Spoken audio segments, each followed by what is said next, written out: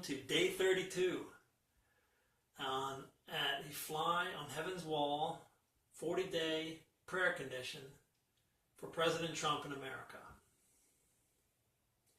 Have you ever considered the relationship between freedom and love?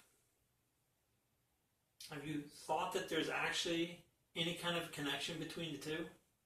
At first glance, it doesn't seem like there is.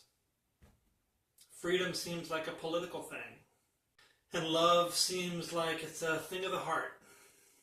But the fact is, they're intimately connected, because I believe that without freedom, there is no love. And at the same time, without love, there can be no freedom. Freedom and love are both intimately tied into the first blessing that God gave to Adam and Eve in the garden. Remember those blessings? Be fruitful, multiply, and fill the earth and take dominion. That first blessing, to be fruitful, means to become mature. In the context of God and our relationship, it means to become spiritually mature. That is, it means to become like God. Jesus told us that we are supposed to be perfect as our Heavenly Father is perfect. So Adam and Eve were to become perfect like God. Perfect in heart. That is, perfect in love. But what was the prerequisite for love?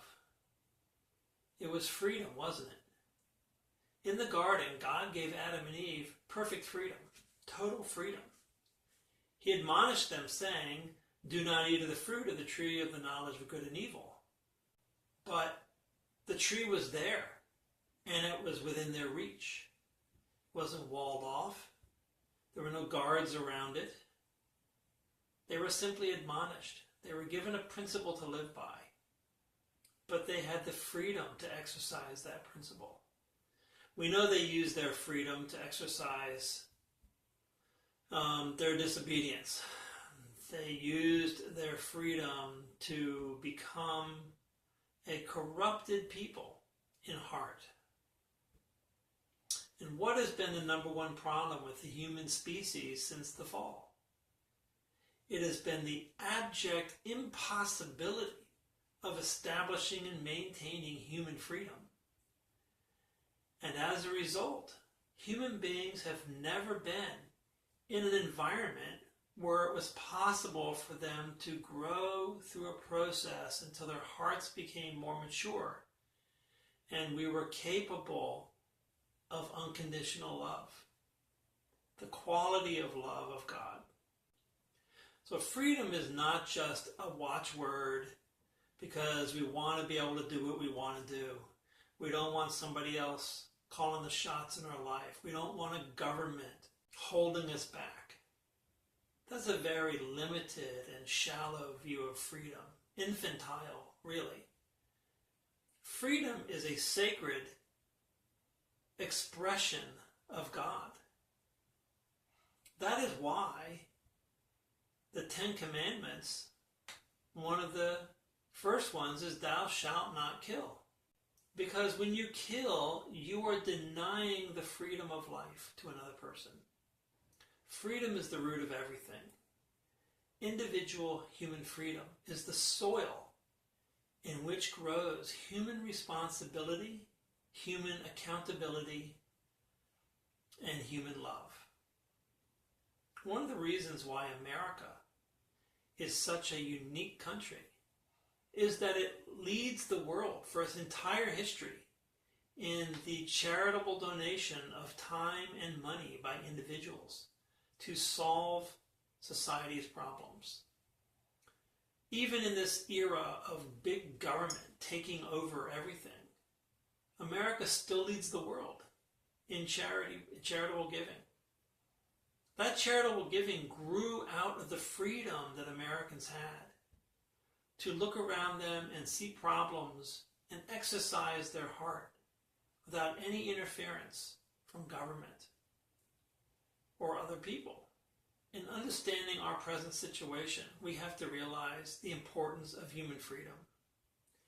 President Trump came into office on a platform of supporting human freedom, whereas the progressive values that President Obama says he values so much does not value freedom. It values the collective. And to value the collective means you have to suppress the individual. That means there can't ever be freedom in a progressive society. A liberal progressive world is a world of tyranny, because that is the root of its ideology. That's why it needs to be opposed, and that's why the liberal progressives are so hysterically opposed to President Trump, to the point where they've now deployed witches of all things to cast spells on President Trump to restrain him. I mean, what's next? In our prayers, we need to remember how important freedom is, whether it's in church, religion, theology, politics, philosophy, everyday human life. Individual freedom is the key to human growth and development. And it is primarily the soil in which love can grow. And that's why God gave us freedom. Because God, in creating human beings, was looking to create his equals. But you can't have equals who are subjects, who are servants. You can only have equals who are your children and who can grow up in fullness to be just like their parent. But that can't happen when you're compelled towards it. So the only love that God can receive from human beings is that love voluntarily given through a free act. And that's why throughout the Bible, human beings are never compelled by God. Heavenly Father, we are so blessed to live in a nation of freedom. It's under attack. It has been under attack for decades. And Christians and other people of faith and conservatives have done not nearly enough to counteract it. I myself, Father, throughout my life, while I've tried in various ways, I have not done all I could. I have instead focused on my family, my work, my life, while I allowed my nation to spin out of control under my feet. And today, belatedly, I recognize the mortal existential threat to the constitutional republic inspired by you in our founding fathers. A constitutional republic that was focused like a laser on individual freedom and absolute rights. Father, I pray that we can recover our spiritual senses and focus ourselves, no matter what point we are at in life, and make a difference and make a change and redirect the course of this ship of state back toward the goal or the destination of human freedom and not human compulsion. Donald Trump is the representative of that. I pray that you are with him every day, Father, that he can feel your presence, be humble, be open-minded and open-hearted, and never lose sight of the fact that every decision that he makes has to be premised upon the foundation of human freedom? Is what he doing benefiting human freedom or degrading human freedom? Is how he needs to analyze. I pray, Father, that he can do that those around him can help him do that. I pray that his detractors and enemies who are trying to bring him down and bring down the conservatives and the Republicans in general can be enlightened, Father, and see the error of their ways, and see that it is only through human freedom that the equality that they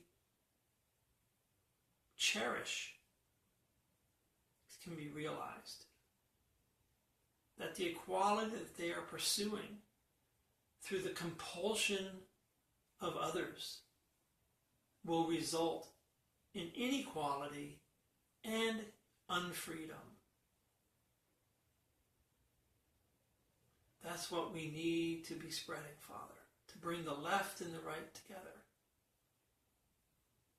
Just like the two thieves on the cross, bickering with one another across Jesus.